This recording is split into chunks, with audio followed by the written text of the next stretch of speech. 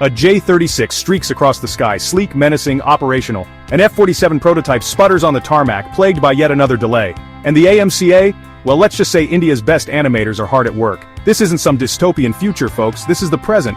China's J-36 is combat ready. America's F-47 can't take off. India's AMCA? Still imaginary. The 6th gen race is already over. And while the West pats itself on the back for incremental upgrades, Beijing is playing a whole different game. This isn't about dogfights anymore, it's about who controls the skies, and by extension, the future. And right now, all signs point to a world where that future is painted in PLA Air Force gray. Let's talk about the elephant in the room, or rather, the dragon in the sky, the J-36. This isn't just another jet, this is China's terrifying leap into the future of warfare. Remember when the Pentagon used to mock Chinese tech as cheap knockoffs? Yeah, those were the days. Now they're scrambling to figure out how the J-36 can not only outperform anything in the US arsenal, but do it while coordinating a goddamn air show of drone wingmen. That's right, folks. This thing doesn't just fly, it thinks. And it thinks fast. We're talking AI-powered battle management, coordinating over 10 autonomous drones, each capable of jamming, surveillance, even striking. It's like giving a chess grandmaster 10 extra queens and a caffeine IV.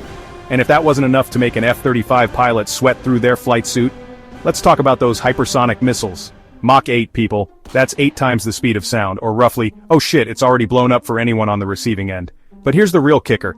China isn't just building a better jet, they're building a whole bloody air force. 120 J-36s rolling off the assembly lines every year. 4 factories churning them out like a metal and composite symphony of impending air superiority. Beijing isn't building jets, it's building an air force of the future. Now let's talk about America's answer to the J-36, the F-47. A name so uninspired it sounds like a tax form, and unfortunately, it's about as effective. This supposed 6th-generation fighter is less a technological marvel, and more a monument to everything broken in the US defense industry. First, there's the small matter of the price tag, $300 million per plane. For that much money you could buy 3 J-36s, a lifetime supply of ramen noodles, and still have enough left over to bribe your way onto Elon Musk's next Mars mission.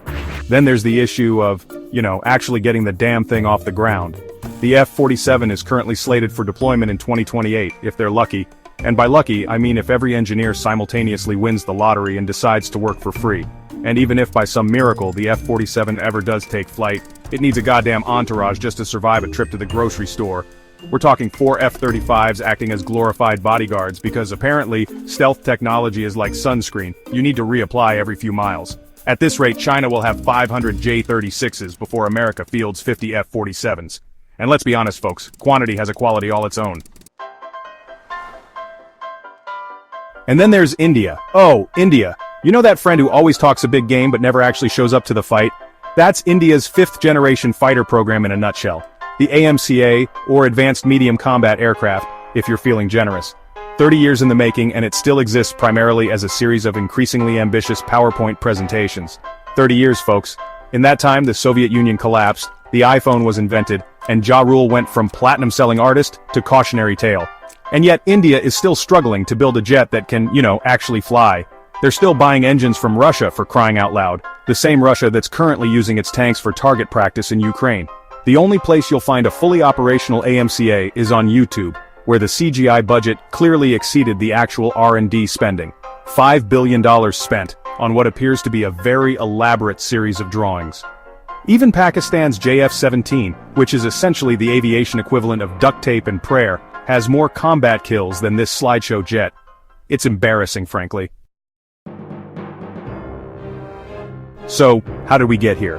How did China, a country that was once synonymous with knockoff handbags and questionable lead paint, become the undisputed leader in air superiority?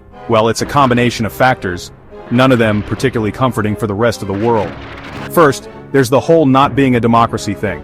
When you don't have to worry about pesky things like public opinion or congressional oversight, you can get a lot done. Decisions that take years of bureaucratic wrangling in the West happen in hours in Beijing. Then there's China's absolute dominance in the field of artificial intelligence. The J-36 isn't just a fast plane with a fancy paint job. It's a flying supercomputer capable of making calculations and decisions faster and more accurately than any human pilot. It's like Deep Blue on wings, only instead of playing chess, it's playing destroy all enemy aircraft. And let's not forget about China's sheer industrial might. They have the manufacturing capacity to churn out jets like nobody's business. They produce more combat aircraft in a month than India does in a year.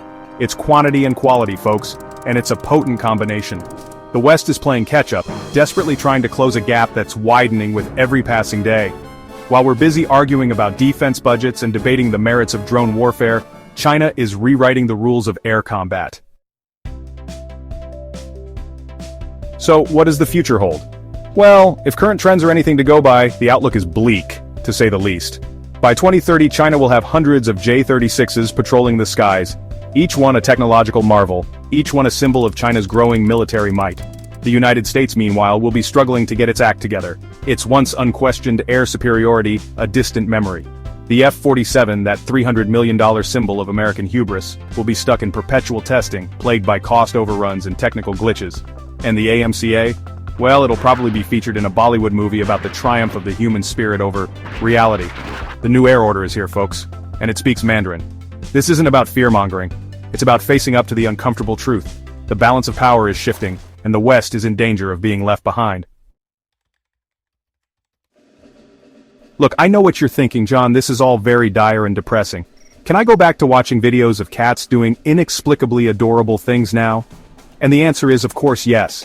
You are a free human being with agency and a deep-seated need for internet-fueled distraction.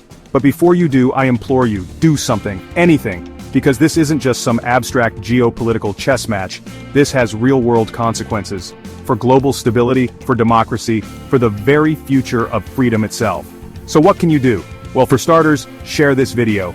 Make sure people are aware of the very real threat that China's air dominance poses.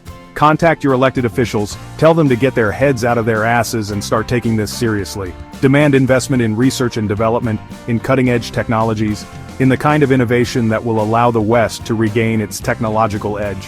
Because if we don't, the future we're sleepwalking into is one where the skies are no longer friendly, where the air we breathe is heavy with the stench of jet fuel and the threat of something far, far worse.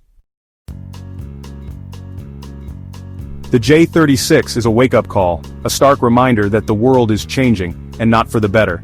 The era of Western air dominance is over. The question now is, what are we going to do about it? Will we rise to the challenge, invest in innovation, and reclaim our place in the skies? Or will we continue to bury our heads in the sand, content to watch as the future slips through our fingers? The choice is ours, but time is running out.